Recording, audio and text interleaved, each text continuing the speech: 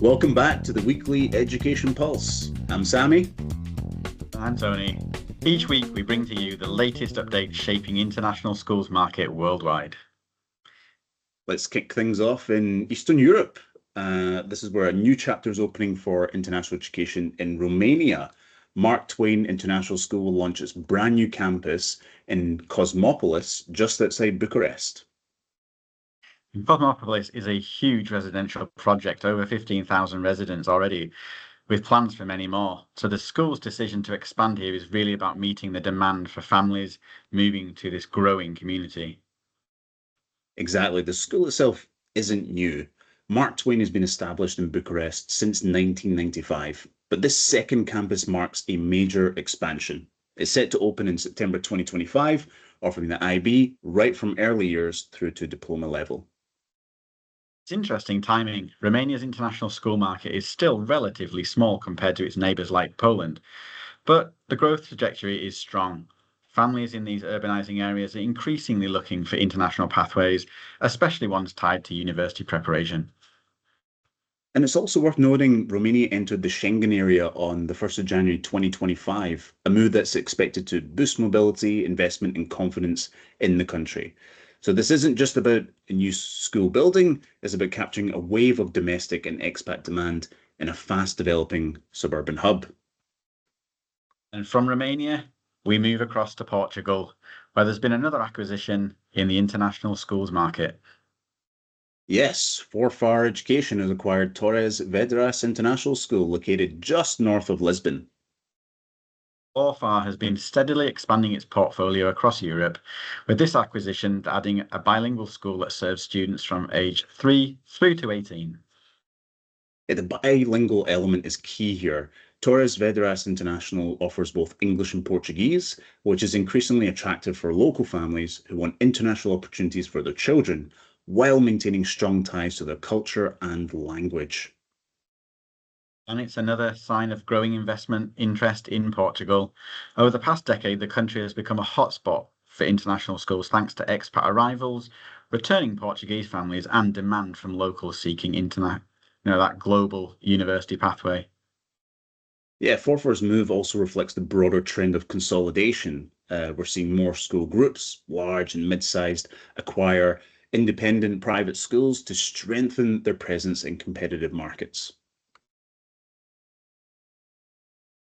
Exactly, and rather than starting from scratch, acquiring a school with an established reputation and student base offers a faster route to growth. And next, we head over to India, where Global Indian International School, better known as GIIS, is preparing to open a brand new smart campus in Pune.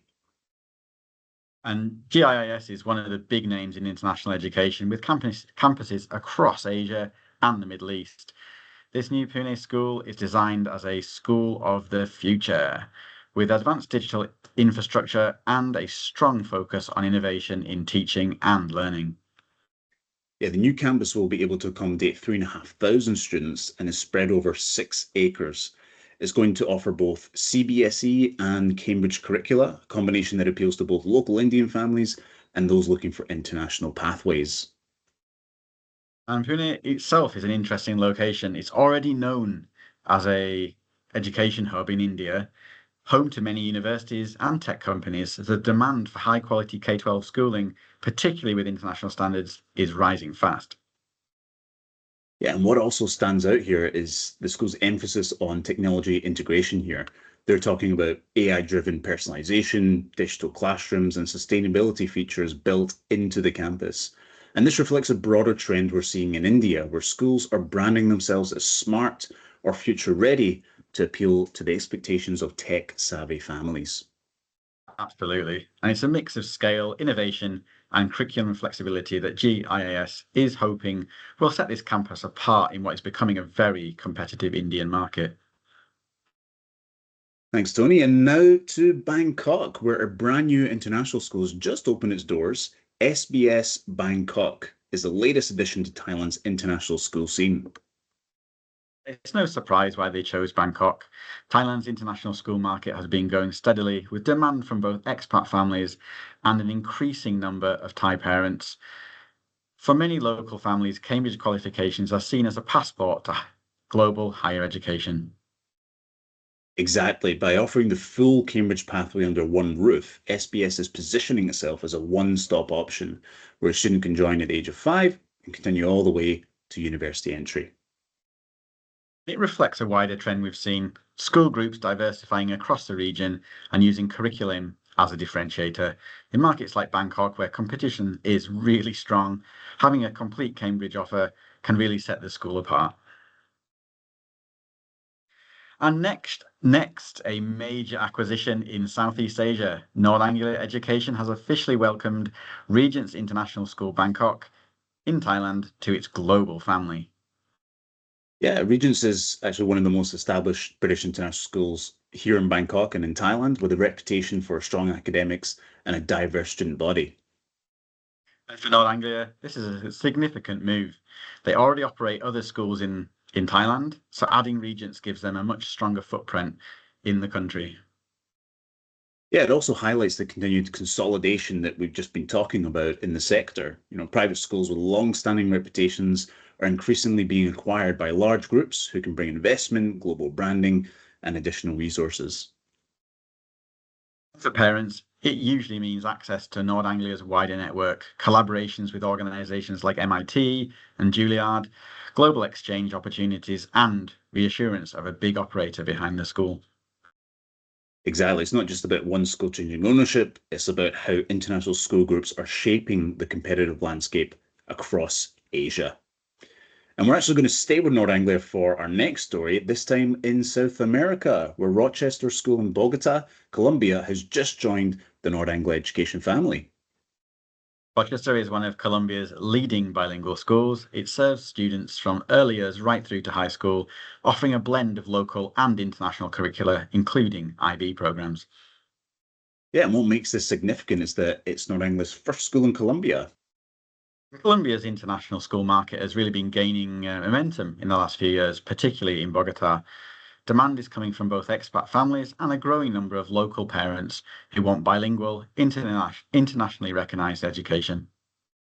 Yeah, for North Anglia, this move strengthens their presence across the Americas and fits the strategy of acquiring well-established schools with strong reputations in key markets. And for their Rochester families, so joining Nord Anglia brings that promise of those additional resources, international partnerships, and access to that wider global network that we discussed earlier. And we finished this week with some exam result news. Cambridge International has released its A-level results for 2025. Yeah, over 200,000 students worldwide sat Cambridge exams this year across more than 130 countries. So the qualifications remain strong among the most widely recognized for entry into leading universities.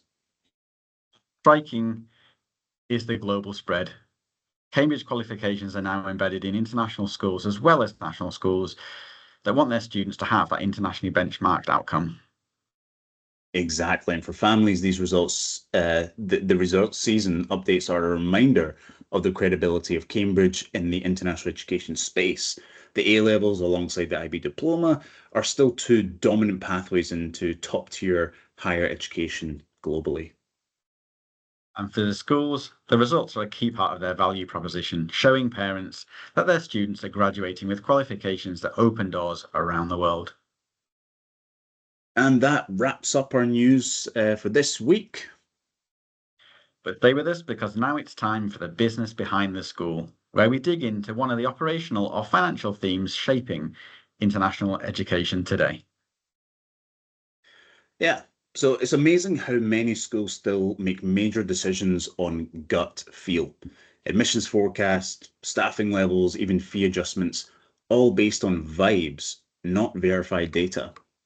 Right? And when you ask for evidence, you get anecdotes. Parents seem happy. We think enrollment will bounce back. That's not a strategy. It's really just wishful thinking. But I think we get it. Schools aren't data companies. Most don't have analysts on staff. So the trick is to start with simple decision-ready metrics. What's our cost per student? How's our inquiry to enrollment conversion rate? Are we overstaffed or under-resourced?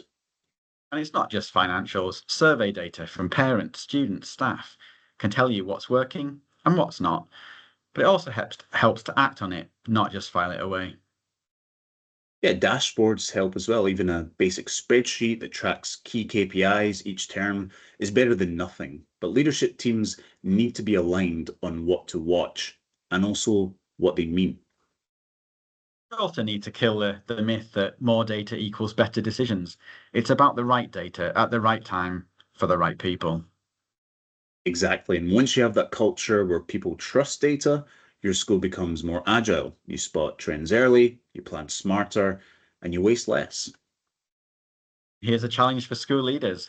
Pick 3 operational decisions you've made last year. Could data have improved any of them? And if the answer is yes, then now's the time to build that data habit. And that brings us to the end of this week's Weekly Education Pulse. Yeah, thanks for joining us as we looked at the latest school openings, acquisitions, and exam results shaping the international education world. Don't forget, if you enjoyed this episode, give it a like, share it with your network, and subscribe so you don't miss any future updates. And we'd love to hear from you too. Let us know in the comments which stories stood out or what trends you're seeing in your part of the education sector. We'll be back next week with more news and insights. Until then, thanks for watching and see you next time.